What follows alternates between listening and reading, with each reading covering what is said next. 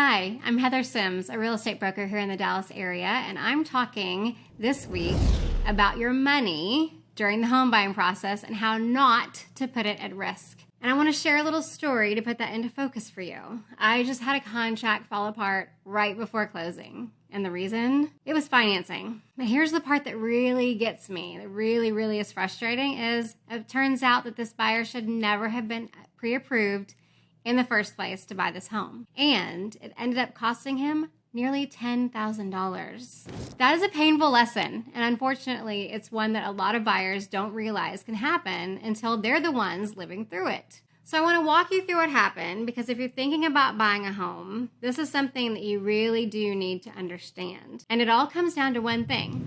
Not all lenders and not all pre-approvals are created equal.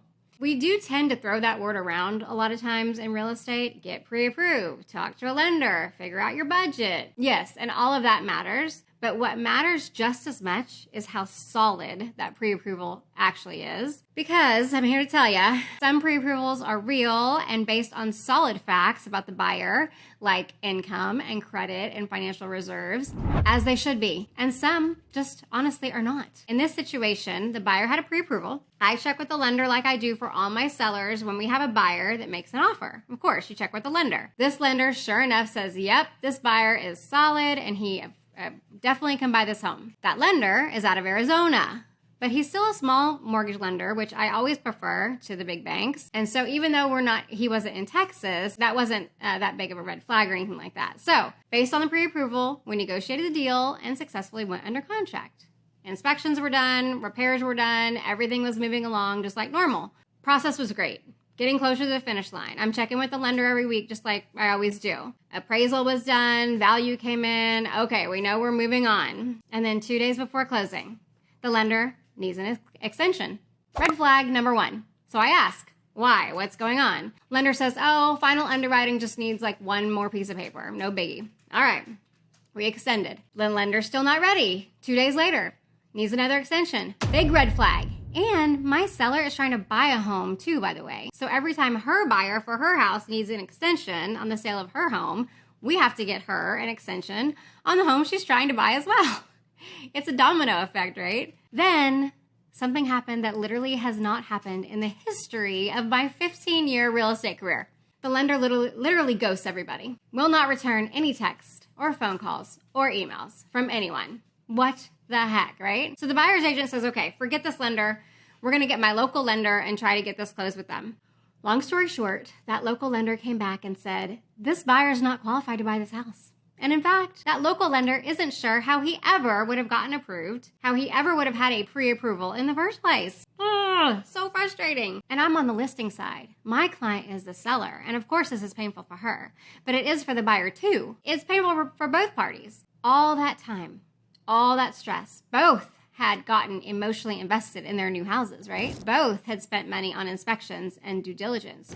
Both were making plans and picturing life in their new homes. But the worst part, monetarily for the buyer, we were past inspection period, that option period. We were past the financing contingency window. So when the buyer had to terminate, he also had to forfeit his earnest money. And how much was it? Nearly $10,000. Gone. My seller was contractually given that money. He had to forfeit it to her, and that was the right thing to do. And I want to be really clear about something. This was not because the buyer was irresponsible, right? This was not because he was out doing crazy things like buying cars or running up credit cards during the term of the contract. This was simply because the lender he chose did not do their job properly up front. And that's what makes it so frustrating. Because a true pre-approval should mean something. A true pre-approval should mean a lender has taken the time to review your income, your assets, your credit, your debts, and your overall financial picture. It should mean they've looked at your documents. It's not just like they ask you a few questions over the phone. It's not just like they're going to take your word for everything. They haven't just plugged a few numbers into a calculator and said, yep, you look good. That is not enough. Because if they haven't truly reviewed and verified the important pieces of your file, then what you have is not really a pre-approval. It's more like a rough opinion, an educated guess. And guesses are dangerous when you're making one of the biggest financial decisions of your life, right? Unfortunately, This happens more often than people realize. Some lenders move fast because real estate moves fast. They want to get you shopping quickly. They want to get you excited because you're probably excited about the prospect. They want to be the one that says, yes, I'm able to approve you. And I get it. As a buyer, that feels great in the beginning. And as an agent, I do want a lender who is responsive, but I also want a lender who is thorough for my clients. Fast is only helpful if it's also accurate, because what can happen is everything looks fine on the surface until the loan gets deeper into underwriting. That's when somebody finally looks closely at the income or the assets or how the buyer is paid or the debt to income ratios or a detail on the tax return, a gap in employment, an issue with bonus income. Self-employment income can be challenging too. Overtime not being usable in the way that the buyer thought it would be. And suddenly you find out the numbers don't work. The problem is by then, the buyer's probably already under contract. He's probably already emotionally in it, financially in it, contractually in it. This is a terrible time to discover that the original pre-approval wasn't strong enough to begin with. So, with all that being said, how do you protect yourself as a buyer? First, know who you're working with. And by that, I mean get a good referral, a solid referral from a friend or a family member or from your real estate agent. Because I can tell you right now, real estate agents do not recommend lenders who aren't good at what they do. We are only going to recommend lenders who do a thorough pre-approval and get loans processed and get them closed on time. Second, ask good questions. Don't just ask, am I pre-approved and for how much? Ask some more details. Ask, have you fully reviewed my documents? Have you looked at everything you need to look at? Is there anything that you see in my file that could become a problem later once this goes to underwriting? The other key question, like I've talked about in many videos, is what does the monthly payment look like for you? Get that during the option period.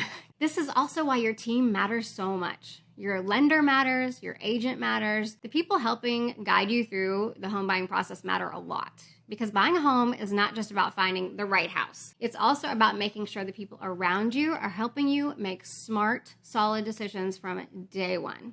If one part of that team is weak, the consequences can be very real. It can mean lost time, lost money, like that 10K, lost opportunities, and sometimes just a lot of heartbreak and emotional, distress too. So if you're thinking about buying a home, please don't just get pre-approved and move on.